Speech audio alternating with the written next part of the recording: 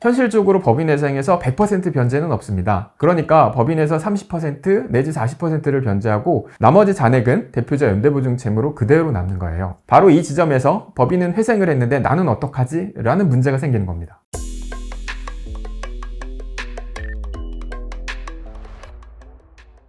안녕하세요. 법무법인 JLP 장동훈 변호사입니다. 법인 회생하면 회사 빚이 정리되는 거 아닌가요? 네, 맞습니다. 근데 문제는 대표자 여러분이 서 있는 연대보증이에요. 회사는 살았는데 대표님은 파산하는 경우 제가 실무에서 정말 많이 봅니다. 오늘은 법인 회생을 준비하시는 대표님들이 가장 많이 물어보시는 질문, 회생하면 내 연대보증도 같이 없어지나요? 에 대해서 정확하게 말씀드리겠습니다. 결론부터 말씀드리면 아닙니다. 법인 회생만으로는 대표자의 연대보증 채무가 사라지지 않습니다. 왜 그런지, 그리고 어떻게 대응해야 되는지 오늘 하나하나 짚어드리겠습니다. 먼저 기본 구조부터 짚어보겠습니다. 법인과 대표자는 법적으로 완전히 별개의 주체입니다. 회사가 빚을 졌으면 그 빚은 회사가 갚는 거예요. 대표님 개인에게 직접 책임이 가는 건 아닙니다. 그런데 현실은 어떨까요? 은행에서 법인 대출을 받으려면 거의 예외 없이 대표자 본인이 연대보증을 서게 됩니다. 대표님 여기 사인 한 번만 해주세요. 이 한마디에 사인하시는 거죠. 이 순간 법인의 유한 책임이 깨지는 겁니다. 연대보증이 뭐냐면 회사가 빚을 못 갚으면 대표님이 그 빚 전액을 갚아야 한다는 계약이에요.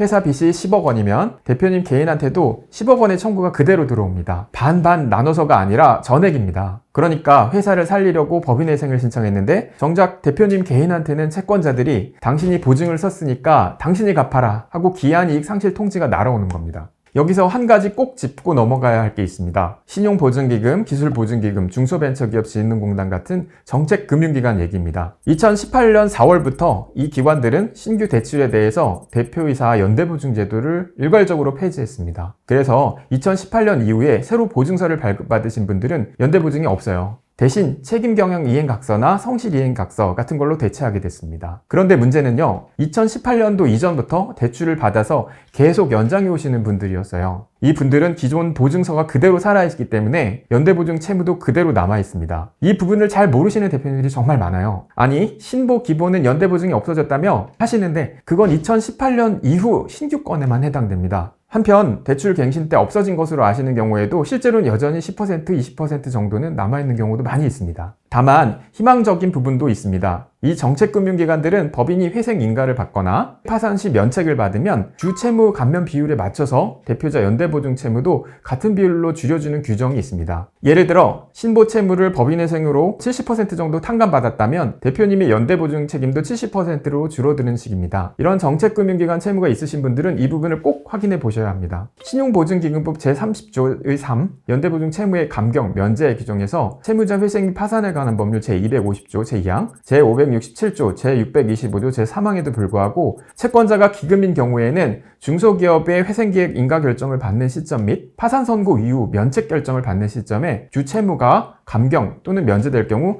연대보증 채무도 동일한 비율로 감경 면책한다라는 규정이 있습니다. 자, 그러면 가장 핵심적인 부분입니다. 법인회생이 인가가 되면 대표자의 연대보증 구체적으로 어떻게 될까요? 많은 대표님들이 이렇게 생각하세요. 법인이 회생 인가를 받아서 채무가 줄었으면 내 연대보증도 그만큼 줄어드는 거 아닌가 라는 것입니다. 도산 절차에서 주채무자인 법인과 연대보증인인 대표자는 별도로 움직입니다. 채무자회생법 제250조를 보면 제1항에 회생계획은 다음 각 포해자에 대해서 효력이 있다. 채무자, 회생채권자, 회생담보권자 등입니다. 법인 대출이 100억 원이라면 대표자 연대보증 채권도 100억 원 그대로 살아있습니다. 그러면 채권자가 200억 원을 받아가는 거냐 하실 수 있는데 또 그건 아닙니다. 채권이 형식적으로 두 개 존재하는 거예요. 법인에서 100억 원을 다 갚으면 연대보증 채권도 사라지고 반대로 연대보증에서 다 갚으면 법인 쪽 채권도 사라지는 구조입니다. 하지만 현실적으로 법인회생에서 100% 변제는 없습니다. 그러니까 법인에서 30% 내지 40%를 변제하고 나머지 잔액은 대표자 연대보증 채무로 그대로 남는 거예요. 바로 이 지점에서 법인은 회생을 했는데 나는 어떡하지? 라는 문제가 생기는 겁니다. 그래서 대응 방법을 단계별로 말씀드리겠습니다. 첫 번째, 금융기관 감액 프로그램을 확인하세요. 법인회생이 잘 마무리된 경우 일부 은행에서는 연대보증 채무 감액 프로그램을 운영하고 있습니다. 실제로 제가 본 사례에서도 은행과 협의해서 일정 금액을 분할상환하는 조건으로 나머지 연대보증 채무를 면제받는 경우가 있었어요. 다만 이건 은행의 재량이기 때문에 법적 권리로 주장할 수 있는 것은 아닙니다. 그래도 반드시 한 번은 꼭 확인해 볼 가치가 있습니다. 두 번째, 개인 내지 일반 회생 또는 개인 파산을 병행하는 방식입니다. 제일 많이 진행되는 방식이죠. 금융기관 협상이 안 되면 결국 법적 절차로 가야 합니다. 실무에서도 법인회생과 동시에 대표자 개인의 회생이나 파산을 함께 진행하는 경우가 많습니다. 개인회생은 3년에서 길게는 5년간 분할 변제 후 남은 채무를 면책받는 절차이고, 개인 파산은 변제 능력이 전혀 없는 경우에 빚 전액을 면책받는 절차입니다. 만약 보증한 금원이 신용채권 10억 원, 담보채권 15억 원 초과 시에는 개인회생은 안 되고 일반 회생으로 진행하기도 합니다. 이처럼 법인과 개인 절차를 동시에 진행하면 시간도 절약되고 전체적인 채무 구조를 한 번에 정리할 수 있다는 장점이 있습니다. 법인회생은 법인의 채무를 조정하는 절차일 뿐 대표자 개인의 연대보증 채무까지 자동으로 해결해주지 않습니다. 이걸 모르고 법인회생만 진행하시면 회사는 살렸는데 대표님은 개인 파산을 할 수밖에 없는 옵션이 제한되는 상황이 생길 수 있어요. 그래서 법인회생을 결심하셨다면 반드시 대표자 개인 채무의 현황까지 함께 점검하셔야 합니다. 정책금융기관 채무가 있는지, 또 금융기관 협상이 가능한지, 개인회생이나 파산 병행이 필요한지 처음부터 통합적으로 전략을 세우는 게 핵심입니다. 법인을 살리고 대표님도 살리는 방법은 분명히 있습니다. 혼자 고민하지 마시고 전문가와 함께 방법을 찾으시기 바랍니다. 법무법인 제1LP 장동훈 변호사였습니다. 감사합니다.